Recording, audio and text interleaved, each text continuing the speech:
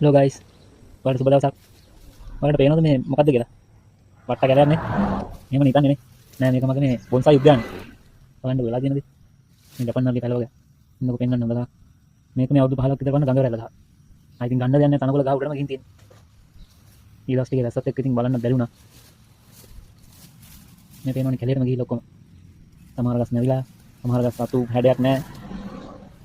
මේ බලන්න. අතු වෙලා තියෙන විදිය. මේ පොඩි බෝගහකුත් තියෙනවා යසේ. මේක කුවැට් ඒරියා එක. මල්ලේම පිපෙනවා. කැලේ කියලා නෑ ඉතින්. මේකත් ඇට් ඒරියා එක තමයි. ඒ ඉතින් මම සුපිරියටම ට්‍රීට්මන්ට් එකක් දෙන්න ඕනේ වෙන වෙනම අරගෙන. මේක හැදුවා. ඒක ගොඩක් පරණ. මේ බලන්න මේක මගේ අනිත් ගඟ රැළ ගහ.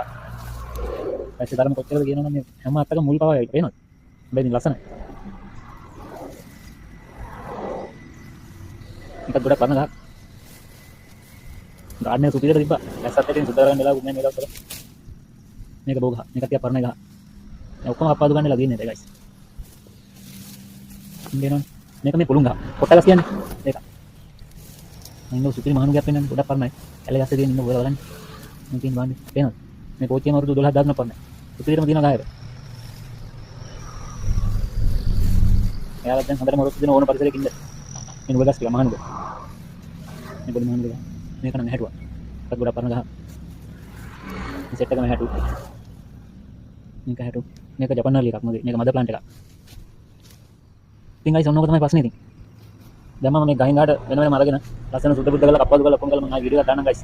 එහෙනම් බයි. ආයෙ හම්බෙමු.